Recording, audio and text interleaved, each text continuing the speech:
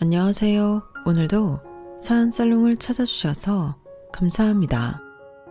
저는 최근에 이혼을 해 저를 빼고 음침하게 작당 모의를 한 시댁을 떨궈낸 30대 여성입니다.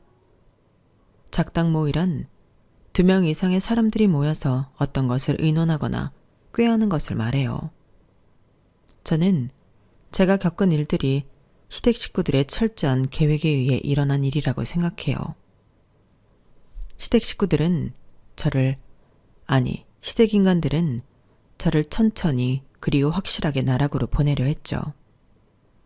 그 일이 일어나지 않았더라면, 그래서 제가 평생 시댁 식구들의 음모를 몰랐더라면 정말 상상도 하고 싶지 않아요.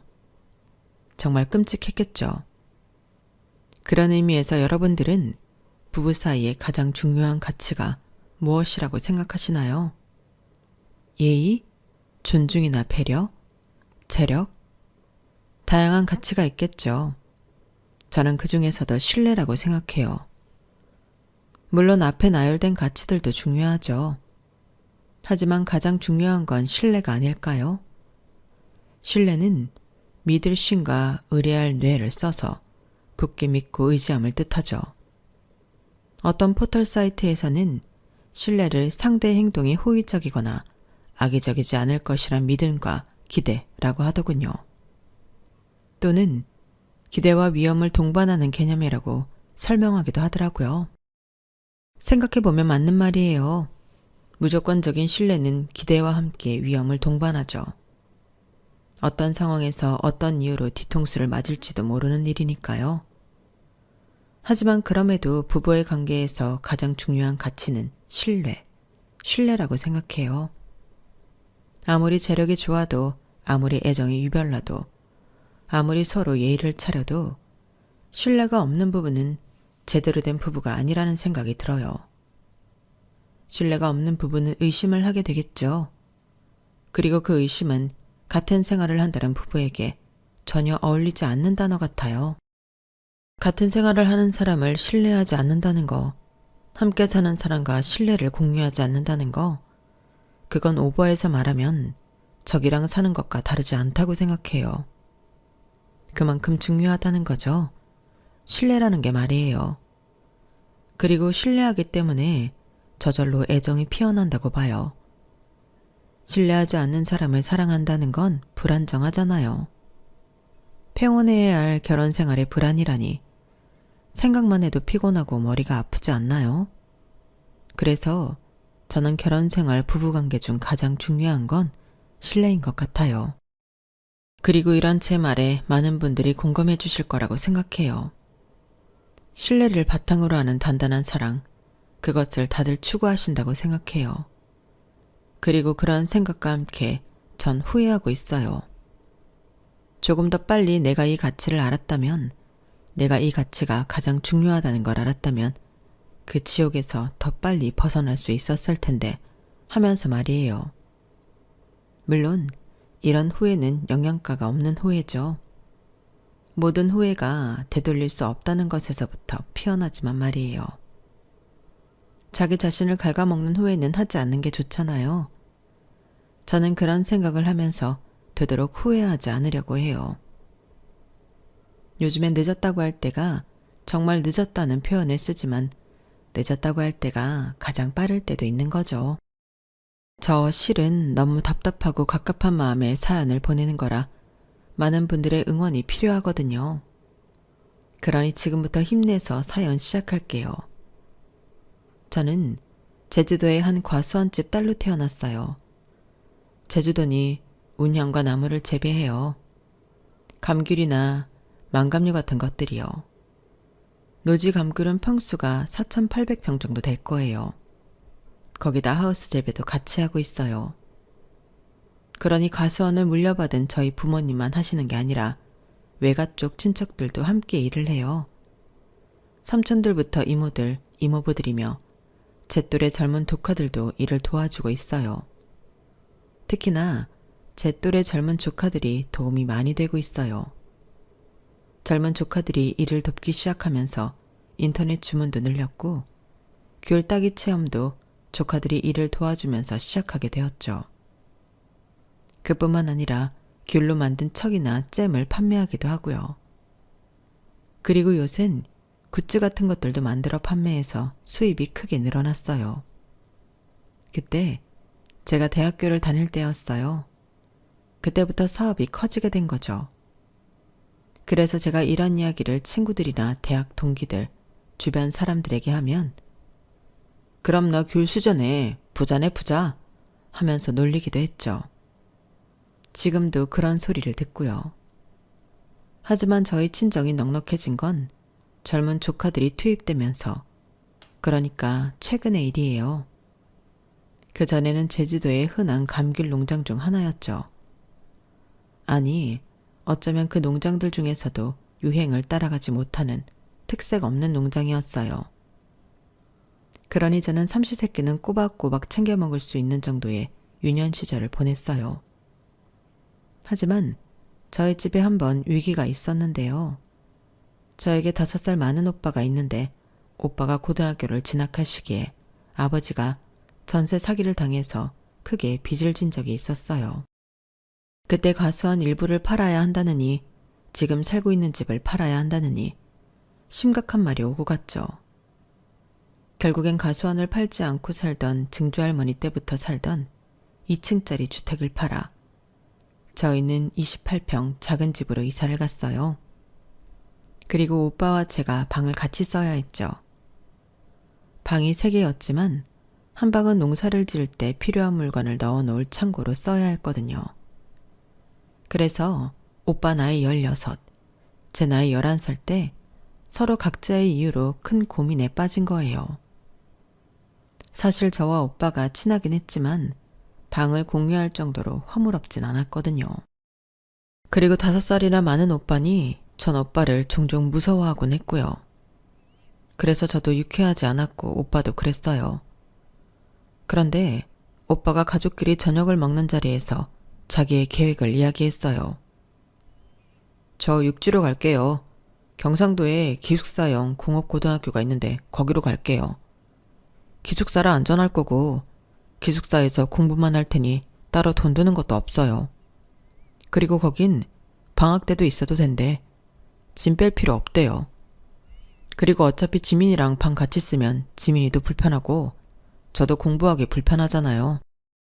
오빠는 담담하게 말했지만 제 눈엔 오빠가 아쉬워하고 있으며 조금은 불안해하고 걱정하고 있다는 게 보였어요. 이날 오빠가 선언을 하기 전에 저희 아버지가 은근슬쩍 오빠에게 실업계를 가서 취업을 하는 게 어떻겠냐고 물어보셨거든요. 그런 부탁이 아닌 부탁을 할 만큼 전세 사기에 타격이 컸거든요. 원래 살던 집을 팔아도 매달 빚을 갚아야 했으니까요. 그러니 대학을 가기 위해 진학하는 인문계를 저희 부모님은 차마 보낼 수가 없던 거예요. 하지만 그런 속사정을 알면서도 아버지의 이야기를 들을 때도 오빠의 담담한 척하는 선언을 들을 때도 오히려 제가 마음이 안 좋더라고요. 왜냐하면 저희 오빠 전교 부회장까지 하고 공부도 매번 반에서 3등 안에 들었거든요. 그리고 학교에서도 오빠의 선택을 말렸어요. 담임선생님과 일주일 내내 상담을 하느라 집에 늦게 들어오곤 했죠. 하지만 오빠의 마음은 한결같았어요. 꿋꿋했죠. 그래서 결국 오빠는 육지로 올라가 공업고등학교에 진학해요. 그리고 거기서 높은 성적으로 졸업했죠. 교장 선생님이 추천서를 받아 19의 좋은 기업에 취직했어요. 또래보다 높은 월급을 받으면서 승진도 빨리 했고 인정받는 기술자가 되었죠. 그리고 제가 고등학교 진학을 눈앞에 두고 있었어요. 여전히 빚을 갖고 있던 아버지는 오빠에게 했던 말을 제게 똑같이 하셨죠. 어머니도 마찬가지였고요. 그래서 저는 오빠를 보고 자라서 알겠다고 했어요. 속상한 마음이 전혀 없던 건 아니에요. 저도 매년 반장을 했고 학교 성적도 좋았어요. 오빠만큼은 아니지만요. 저희 부모님은 오빠가 다닌 고등학교로 저를 보낼 생각이셨어요. 그래서 전 육지에 갈 준비를 했는데 어느 날 오빠가 집으로 온 거예요. 아버지 어머니, 지민이 인문계 보내세요. 지민이는 지민이만큼은 인문계 보내야죠. 대학도 보내야 하고요. 빚이요? 이거 받으세요. 이제껏 제가 모아놓은 돈이에요. 빚이 얼마나 되는지는 모르겠지만 이 정도면 지민이 인문계 보낼 수 있잖아요. 그리고 제가 도와드릴 테니까 저 그 정도 할 능력 되니까 지민이 대학까지 보내요. 안 그러면 두고두고 부모님 원망받게 더해요. 그러니까 지민이한테 다른 말 하지 말고 인문계 원서 써요. 오빠는 처음으로 부모님에게 강하게 말했어요. 그리고 저희 부모님은 통장을 보시더니 눈물을 흘리셨어요. 그리고 미안하다고, 오빠에게 연신 미안하다고 하셨죠. 그렇게 저는 인문계 고등학교로 진학했어요. 그리고 오빠의 기대에 저버리지 않기 위해 열심히 공부했죠. 그래서 서울의 한 대학교에 합격했어요. 그때 오빠가 집으로 와서 저에게 케이크를 선물해 줬어요. 향수하고요. 거기서도 네가 원하는 일을 할 수 있도록 노력해. 딱 그만큼만 해. 더는 하지 마. 더 할 시간에 놀아. 충분히 즐겨. 알겠지? 하지만 대학교에 들어가서 공부를 하다 보니 공부에 욕심이 생기더라고요. 더구나 1학년, 2학년 때 필수 교양을 제외하면 제가 듣고 싶은 수업을 들을 수 있잖아요. 그게 너무 좋았어요. 하고 싶은 공부를 한다는 건 말이에요. 그래서 저는 즐기면서 공부를 했고 즐기는 자를 이기지 못한다고 좋은 성적으로 졸업했어요. 다만 그렇다 보니 오빠가 강조한 건 지키지 못했어요.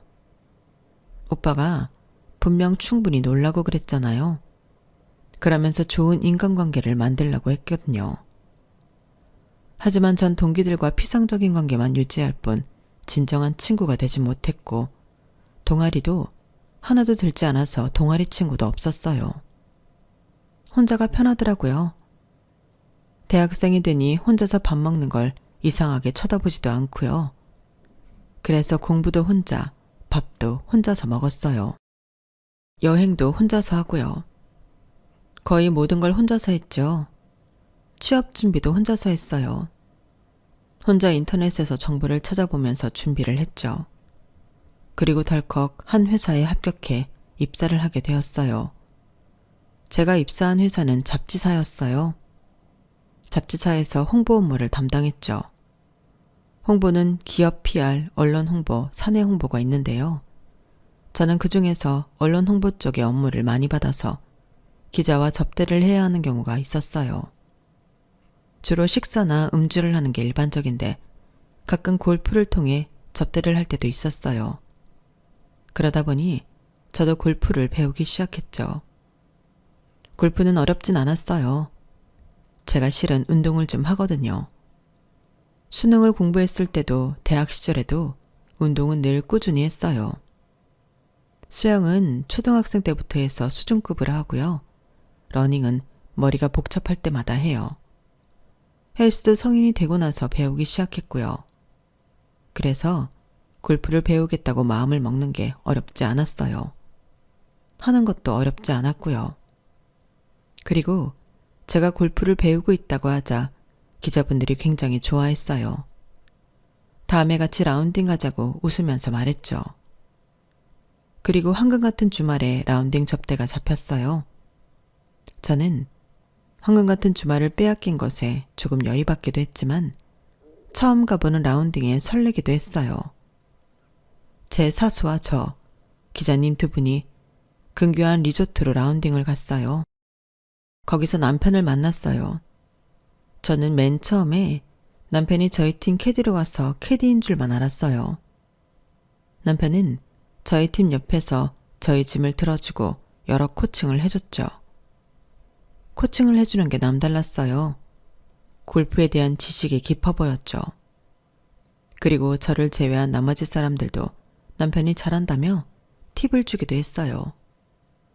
남편은 그때 그 팁도 잘 받아두어서 저는 정말 캐디인 줄 알았어요. 그리고 저는 라운딩이 끝나고 다음에도 부탁을 하려고 제 명함을 주고 남편의 명함을 받으려고 했죠. 그런데 남편이 명함이 없다는 거예요. 그래서 이번에 들어온 초보 캐디인가 싶었어요.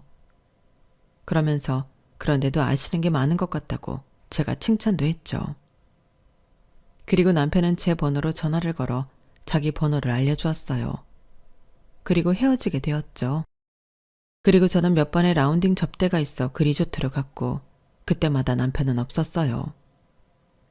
저는 아쉬운 마음이 들었지만 어쩔 수 없다고 생각하다가 어느 날 제가 먼저 연락을 했죠. 요새 통 안 보이시던데 그만두셨냐고요.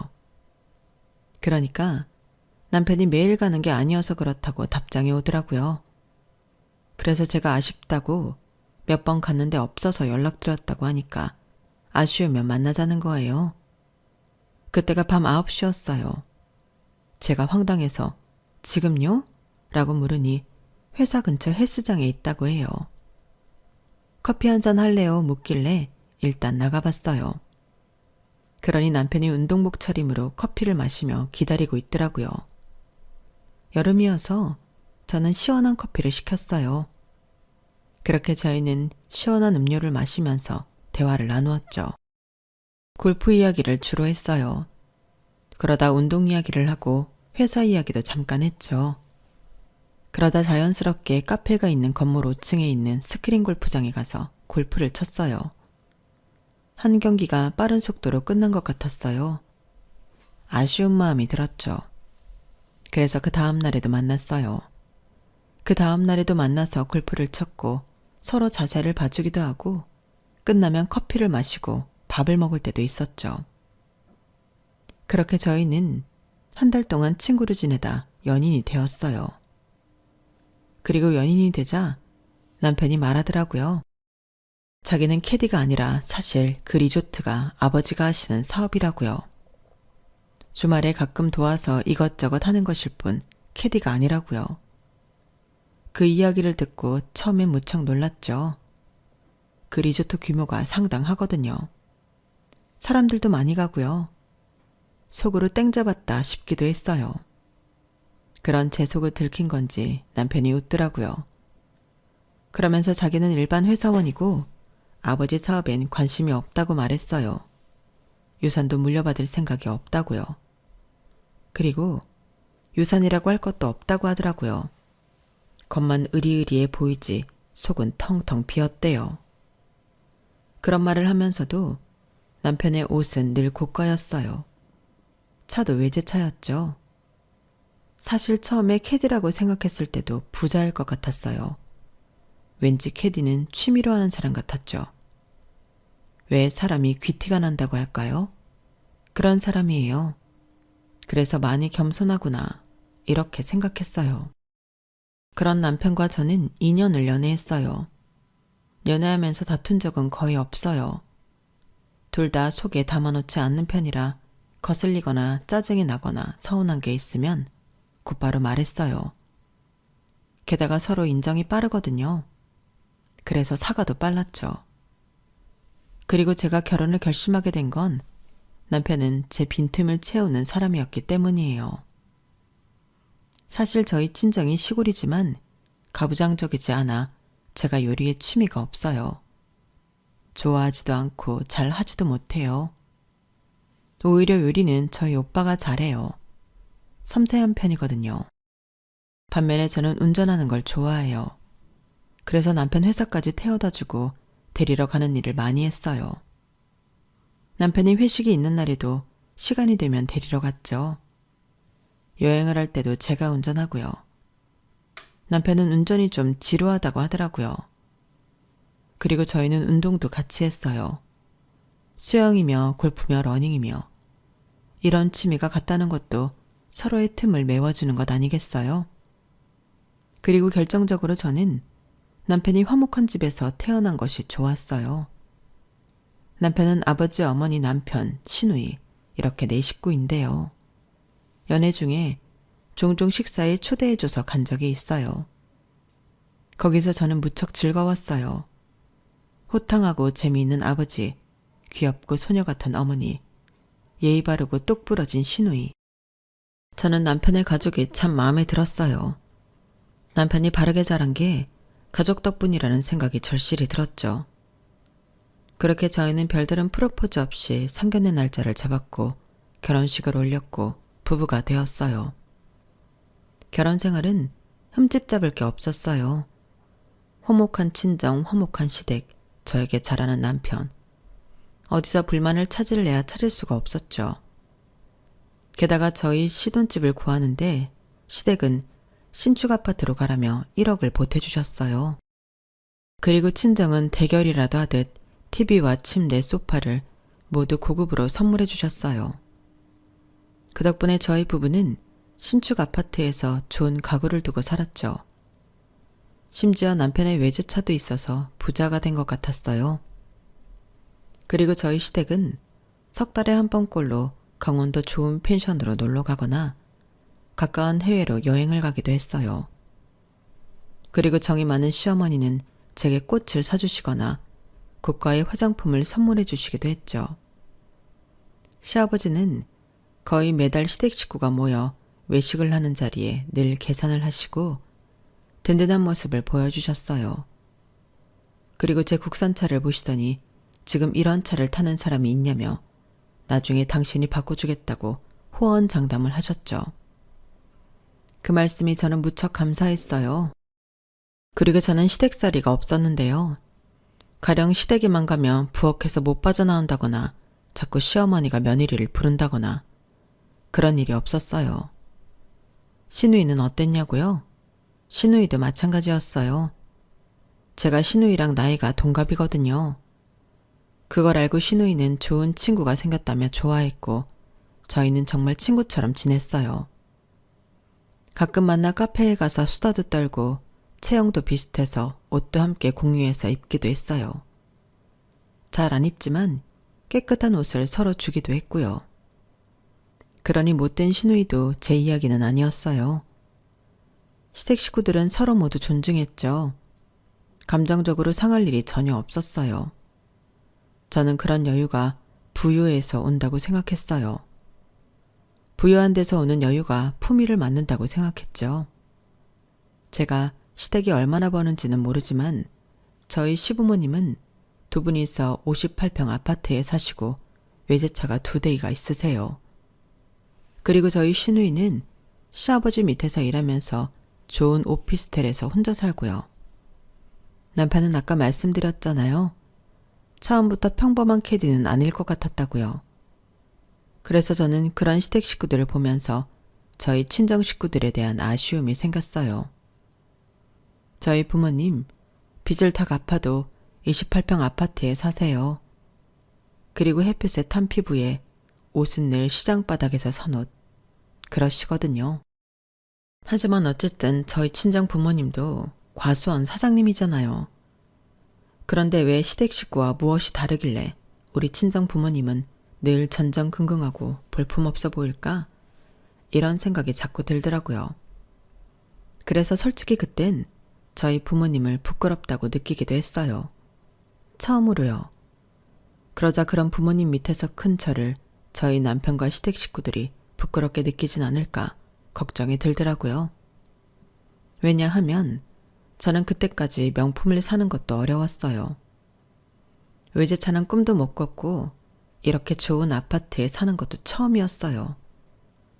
그런 제가 촌스러워 보이지 않을까 걱정이 많이 되었죠. 그래서 저희 오빠가 제가 결혼한 다음 해에 결혼을 했는데 그때 시댁에서 축의금으로 500만 원을 냈거든요. 그걸 알고 또 얼마나 부끄럽던지 물론 고맙기도 했지만요.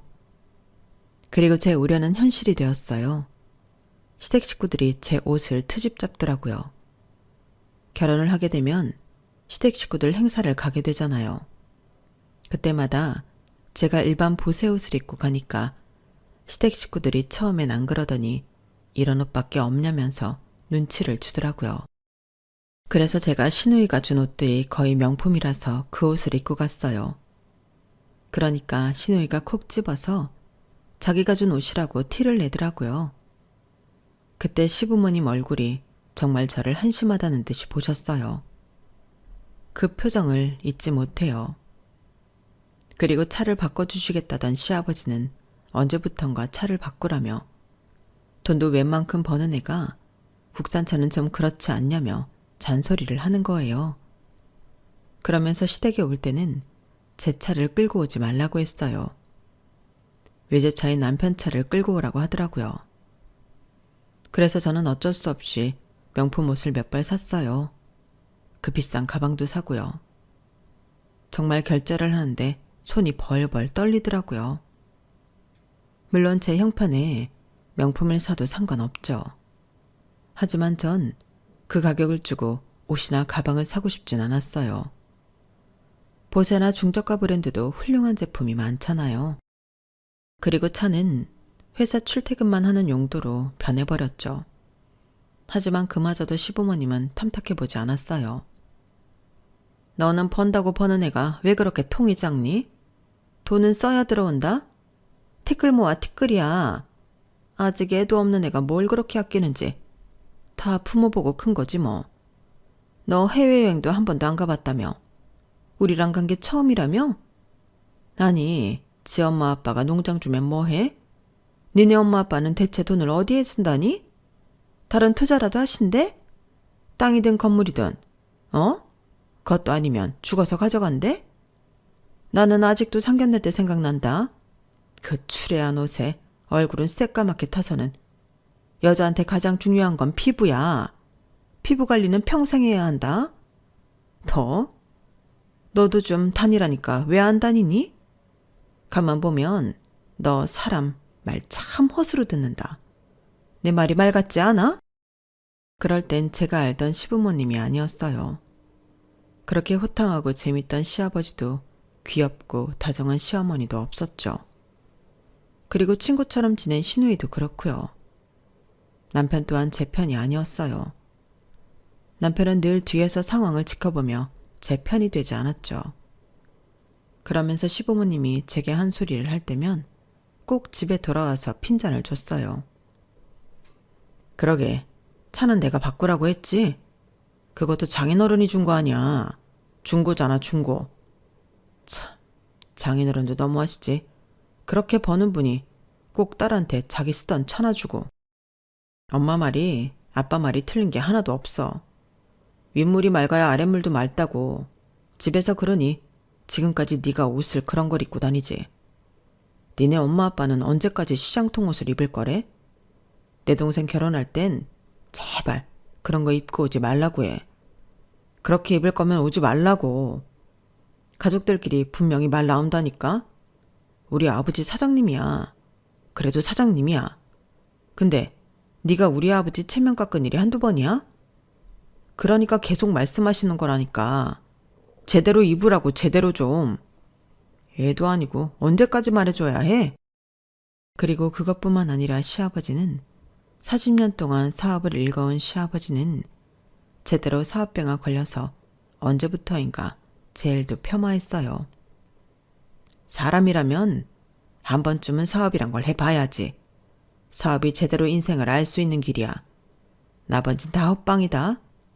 며느리야, 네가 하고 있는 일 생각해봐라. 남이 찾아놓은 밥상에 숟가락 올리는 것밖에 더 되니? 사람이 태어나서 포부를 갖고 도전하고 성취하고 그래야지. 현실에 안주해서는 안 돼. 사람이란 자기 사업을 해야지. 다른 사람들은 사업이 위험하고 불안해서 안 하는 거라고 하지만 내가 생각하기엔 포부가 없어서 못하는 거야. 사업이라는 건 정말 대단하고 재밌는 일이야. 내가 직접 만들어 빚은 도자기와 같은 거지. 네가 하는 일은 남이 만든 도자기에 가격표 하나 붙이는 일이다. 그렇게 말하면서 제가 하는 일을 낮추어 여겼어요. 그리고 그건 시댁 식구들 전부 마찬가지였어요.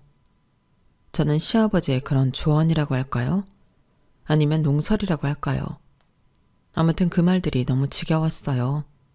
기분이 나쁘기도 했고요. 하지만 대놓고 그만하라고 말할 수 있나요? 그럴 수 있는 며느리가 얼마나 되겠어요? 그래서 그냥 듣고 흘렸죠. 물론 시아버지가 일궈낸 사업이 얼마나 대단하고 얼마나 많은 노력의 결과인지 알아요. 사업이 힘든 일이라는 것도 알고요. 그리고 그런 시아버지의 노력의 결과로 남편 시누이 그리고 시어머니가 지금까지 세련되게 살고 있는 것도 알겠어요. 하지만 왜 자꾸 그걸 저에게 강요하는지 정말 이해할 수가 없었어요. 시아버지 말대로 세상에서 가장 중요한 일이 사업이어서 모든 사람들이 사업을 하면 그게 제대로 된 세상일까요? 누군가는 누군가 만든 사업체 밑에서 일을 해야죠. 그래야 굴러가죠. 그렇지 않나요? 저는 그렇게 생각해요. 물론 이것도 시아버지에게 제 생각이 이렇다 말하지 않았죠. 단단히 사업병에 걸린 시아버지께 이런 말을 했다간 사업의 철학부터 다시 들을 게 뻔하니까요. 그래서 저는 시아버지의 말을 듣고 흘렸어요. 그런데 듣고 흘리지 못한 사람이 한 사람 있었죠. 그게 바로 저희 남편이에요. 남편이 갑자기 저에게 할 말이 있다며 식탁으로 부르더니 회사에 사직서를 썼다고 해요. 나 회사 그만뒀어. 앞으로 아버지 밑에서 일할 거야. 아버지가 지금 사업을 키우신대. 새로 키우신 사업을 내가 맡게 될 것 같아. 괜찮지? 아니, 갑자기요? 뭐 재산 물려받을 생각도 없다던 사람이? 무슨 상상을 하는지 기대에 부풀어서 말하는데 그런 중요한 일을 상의도 없이 마음대로 하냐며 화를 낼 수가 없었어요. 그리고 남편이 시아버지 밑에서 일할 거라는 것을 저도 모르지 않았고요. 남편이 시아버지를 존경하고 있다는 거 말은 다르게 해도 곁에 있으면 모를 수 없거든요. 그런데 문제는 이거예요. 새로운 사업을 일구면서 3개월 동안은 월급이 없을 거래요. 무일푼으로 3개월간 공부한다는 마음으로 일할 생각이라고요. 그리고 저보고 사업자 명의를 빌려달라고 하는 거예요. 명의만 빌리겠다고요. 그래서 왜 그래야 하냐고 물으니 문제가 생겨 남편 이름으로 사업자 등록을 할 수가 없대요. 그러면서 자기가 사실은 빚이 있다고 4천만 원 정도 빚이 있는데 갚지 못하고 있다고 고백하는 거예요. 저는 그제서 놀라 자빠질 것 같았어요. 저는 그 빚이 왜 생긴 건지 몰랐어요. 그러자 아버지가 사업을 왜 빌려달라고 해서 빌려줬다고 말하더니 걱정할 필요가 없다는 거예요. 금방 갚을 수 있다면서요. 제가 결혼 전의 일이냐고 물으니 결혼 전의 일이래요. 그러면 이자가 붙어서 4천만 원보다 금액이 클 것 아니에요. 저는 눈앞이 캄캄했어요. 그리고 제 명의를 빌려줄 수 없다고 말했죠. 그리고 닷새가 지났는데 남편이 그 닷새 동안 저와 한마디도 하지 않았어요. 누가 이기나 보자는 식으로 저도 남편에게 말을 걸지 않았고요. 그러자 시아버지께서 전화가 오더라고요. 나가야, 승준이에게 말 들었니? 그거 별거 아니다. 이름만 네 이름으로 하는 것뿐이야. 승준이 이름으로 명의 돌릴 수 있을 때까지만이다. 짧으면 몇 개월, 길어야 1년이야. 그리고 사업 시작해서 3개월 이후에 사업자 명의 바꿀 때까지 너에게 몇 프로 챙겨주마. 어떠니? 그러면서 시아버지는 며칠 뒤 저희 집 앞으로 외제차를 보냈어요. 하지만 중고인 것 같더라고요. 전화를 해서 물어보니 선물이라고 하더군요. 차는 깨끗하고 좋아 보였어요. 그리고 시어머니의 태도도 달라졌죠. 저에게 다시 선물을 하시기 시작했어요. 제가 옷이 이상하다는 둥 촌스럽다는 둥 그런 말을 하고 나서 제게 선물을 한 적이 없었는데 오랜만에 제게 프리지아를 선물해줬죠. 참, 사람 마음이라는 게 오랜만에 그런 대우를 받으니 좋더라고요. 그래서 저는 명의를 빌려주었어요. 시아버지와 남편 앞에서 약속은 지켜야 한다고 단단히 말해두었죠. 그렇게 남편은 시아버지 밑에서 제 명의의 사업을 시작했어요. 골프 여행 사업이었어요. 골프 리조트에 홍보를 하니 골프 여행을 하겠다는 손님이 많았어요. 그래서 남편이 엄청 바빴어요. 집도 늦게 들어오고 일찍 들어오는 날에는 서재에서 노트 부르고 계속 일만 하고요. 그만큼 남편이 일에 대한 욕심이 많았어요. 언제는 저에게 제 친정 식구들이나 주변인들 중에 골프 치는 사람 없냐고 물어보더군요. 남편이 일을 열심히 해보겠다는데 안 도와주고 싶은 와이프가 어딨겠어요. 그래서 저는 물어물어 사람을 모아 여행팀을 꾸려주기도 했어요. 그리고 남편은 좋아했죠. 역시 시골 사람이라 인심도 좋다느니 그런 말을 했어요. 저는 남편이 즐거워 보여서 다행이다 싶었죠. 그리고 남편과 시아버지가 약속한 3개월이 지났어요. 저는 회사에서 내내 휴대폰을 쳐다봤어요. 솔직히 이 두 사람이 제게 얼마를 챙겨줄지 궁금했거든요. 그런데 아무리 해도 소식이 없어요. 그리고 남편이 퇴근을 했죠. 그런데 제 눈은 쳐다보지도 않고 곧바로 서재로 들어가더라고요. 그래서 저는 한 달을 기다렸어요. 하지만 제 통장에 남편 회사에서 입금되는 돈은 없었어요. 시아버지 회사에서도 마찬가지였고요. 저는 돈을 왜 안 주냐고 말하기도 째째해서 말하지 않으려고 했어요. 그런데 남편이 생활비도 주지 않더라고요. 그래서 그건 말할 수 있을 것 같아서 남편에게 왜 생활비를 주지 않냐고 물었어요. 그러자 남편이 뭐라고 하는지 아세요? 생활비? 당신도 참 너무한다. 나 이제 겨우 월급도 한 월급 챙길 수 있게 되었는데 그러자마자 당신한테 뺏겨야 하는 거야? 당신은 날 대체 뭘로 보는 거야? 나 오늘 당신한테 소고기라도 사려고 했는데 그런 마음 싹 사라졌어. 당신도 다른 마누라들이랑 똑같구나? 그러면서 자자 그래 하면서 그 자리에서 30만 원을 제게 입금하더라고요. 하지만 원래 제가 받던 생활비는 그 정도가 아니었어요. 대체 물가가 그렇게 올랐는데 30만 원 가지고 어떻게 생활을 꾸려가라는 건지. 하지만 좋게 생각했어요. 남편이 30만 원밖에 줄 여유가 없어서 그러는 거라고 생각했죠. 그리고 다음 달이 되었어요. 약속한 돈은 그달도 없었고 남편은 생활비를 보내지 않다가 제가 달라고 하니 제 통장으로 10만 원을 보내더군요. 저는 걱정이 되었어요. 사업이 잘 되지 않는 거라고 생각했죠. 그런데 남편이 이번에 차를 바꿨어요. 외제차로요. 신형이요. 그걸 보여주면서 저에게 자랑을 하는 거예요. 그래서 제가 남편 앞에서 한숨을 푹푹 쉬었어요. 그러자 남편이 짜증을 내더라고요. 왜 기분 좋은 사람 앞에서 한숨 쉬냐고요. 한숨이 안 나오게 생겼어? 당신 사업은 잘 되고 있는 거야? 매달 생활비 챙겨준다며. 저번 달엔 30만 원이었고 이번 달엔 10만 원이었어.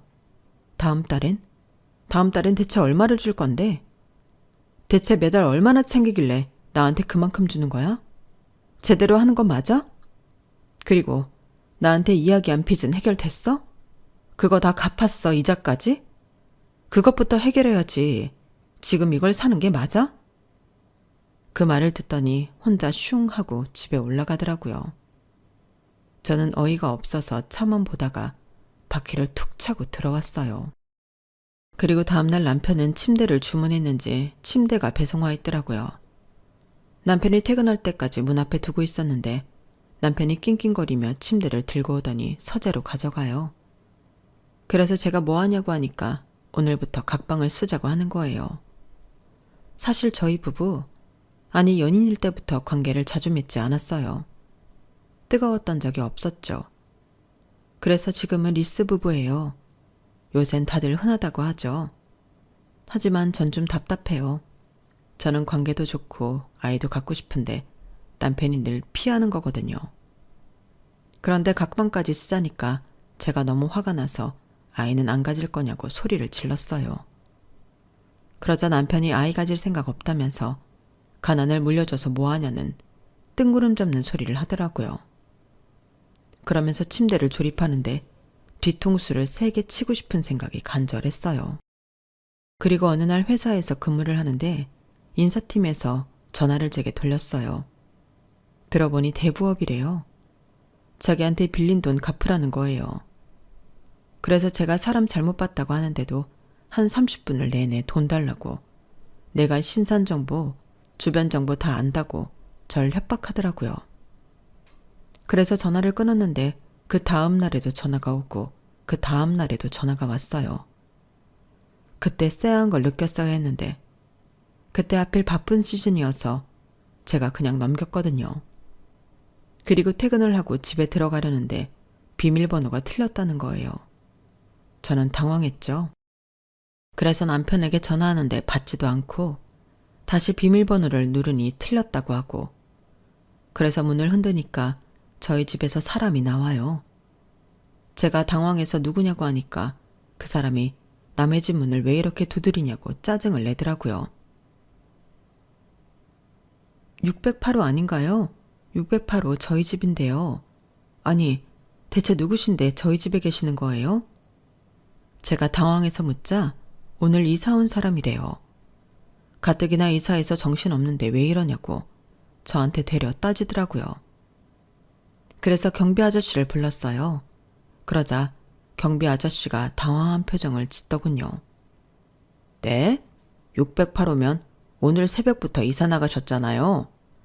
그것 때문에 아침부터 민원이 얼마나 왔는데요. 그렇게 말하면서 저를 원망하더라고요. 저는 정말 당황했어요. 저는 곧바로 남편을 찾아 시댁으로 갔어요. 시댁에 가니 문을 열기도 전에 험한 소리가 들렸어요. 저는 겁이 나서 여기가 시댁이 맞는지 다시 둘러봤어요. 그리고 시댁이 맞다는 걸 확인하고 문을 열었죠. 시댁은 아수라장이었어요. 시아버지, 남편, 시누이가 서로 손가락질을 하며 다투고 있었고, 물건은 다 던져져 있고, 그래서 깨져 있고 난리도 아니었어요. 그리고 남편과 시누이의 얼굴도 장난이 아니었어요. 피멍에 헝클어진 머리, 특히 시누이의 얼굴은 눈물 범벅이었죠. 그리고 시아버지가 소주병을 거꾸로 들고 화를 냈어요. 저는 거기에 끼어들 수 없을 것 같아. 하지만 말리긴 해야겠으니 경찰에 신고를 했어요. 경찰에 신고를 하는데 쨍그랑 소리가 들렸죠. 뒤를 돌아보니 시아버지가 TV에 소주병을 던졌더라고요. 저는 경찰에게 빨리 와달라고 말했고 경찰은 빨리 시댁에 도착해서 과열된 시댁 식구들을 말렸어요. 하지만 과열된 분위기는 좀처럼 가라앉지 않았고 시댁 식구들은 경찰이 있는데도 폭행과 폭언을 시도했어요. 그래서 결국 시댁 식구들은 모두 경찰서에 가게 되었죠. 그리고 경찰서에서 저는 충격적인 소식을 듣게 되었어요.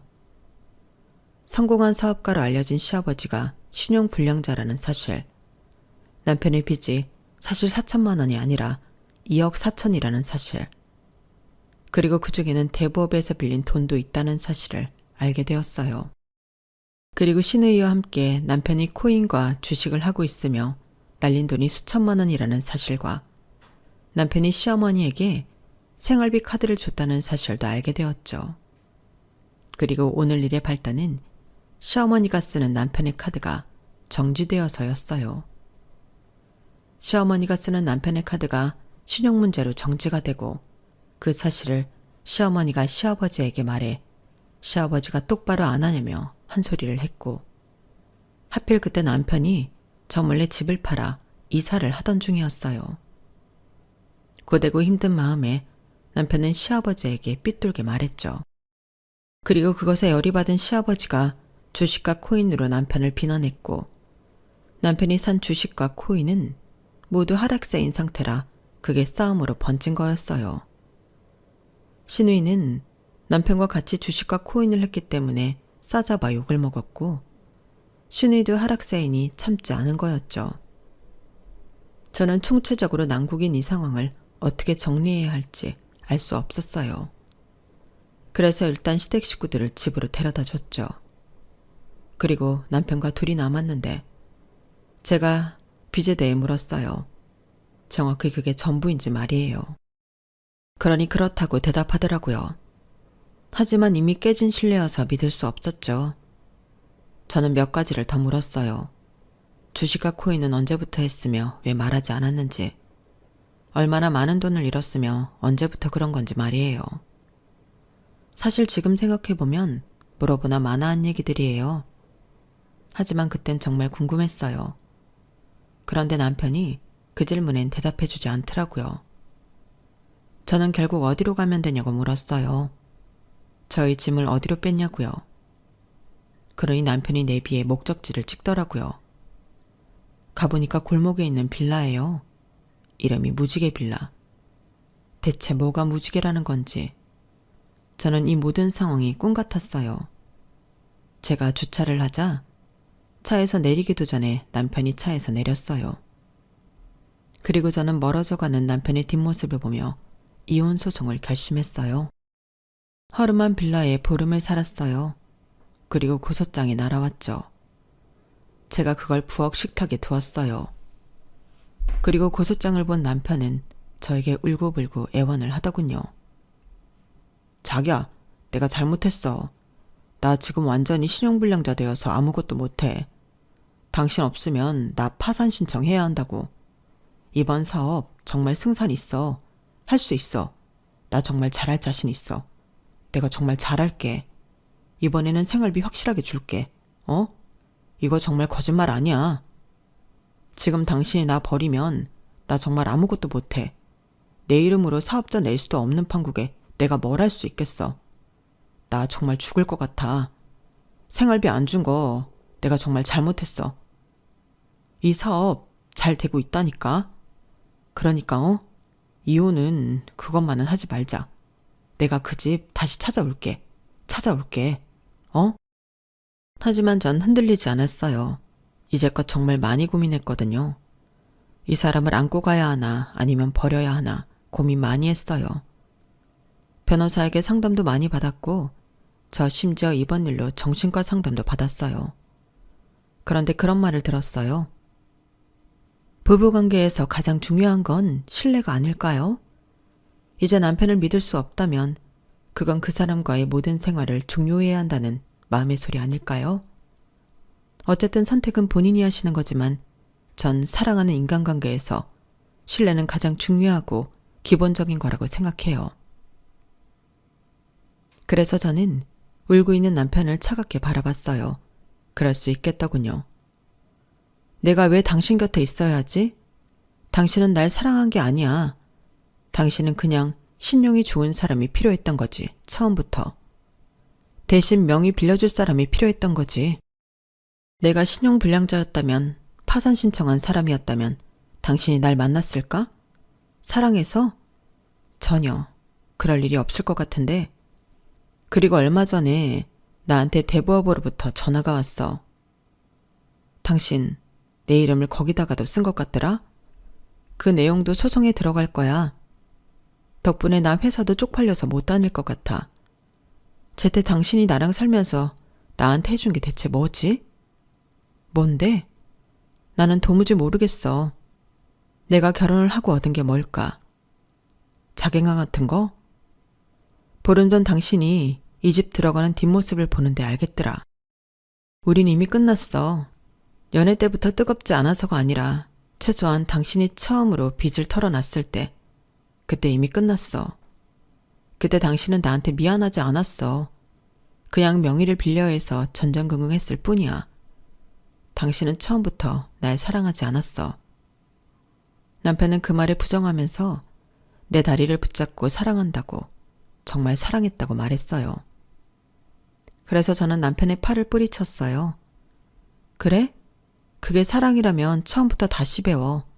그래야 다음 사람한테는 나 같은 상처를 안 주지. 그리고 그 낡은 빌라에서 짐을 챙겨 고향으로 내려왔어요. 소송이 있는 날에만 올라갔어요.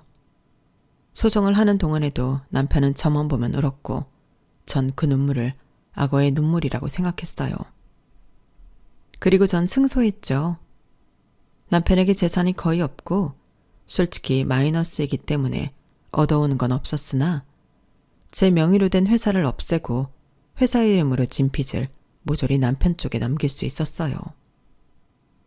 그리고 남편은 파산 신청을 했죠. 그리고 남편은 싸운 뒤에 상처를 회복하지 못하고 시아버지를 떠나 일용직으로 근무를 하고 있어요. 그리고 시아버지의 리조트 사업은 골프 사업이 망하면서 휘청거렸던 거죠.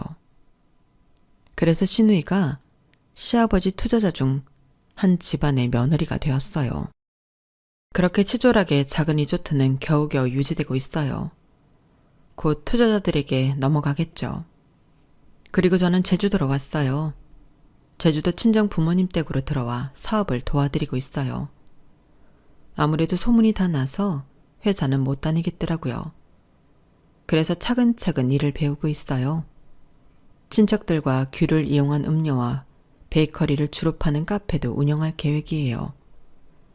다시 고향에 온 기분은 아주 편안해요. 큰일을 겪고 나서 그런지 지금의 안정적인 생활에 크게 감사해요. 여기까지가 제 사연입니다. 제 답답한 속마음의 사연을 보냄으로써 많이 풀린 것 같아요. 들어주신 여러분 감사합니다. 저에게 응원의 한마디 부탁드릴게요. 저 역시 여러분들이 좋은 사람들과 행복하시기를 바랍니다. 여러분, 사연 댓글에 응원과 현명한 조언 부탁드려요. 좋아요와 구독은 저에게 큰 힘이 됩니다. 오늘도 좋은 일 가득하세요.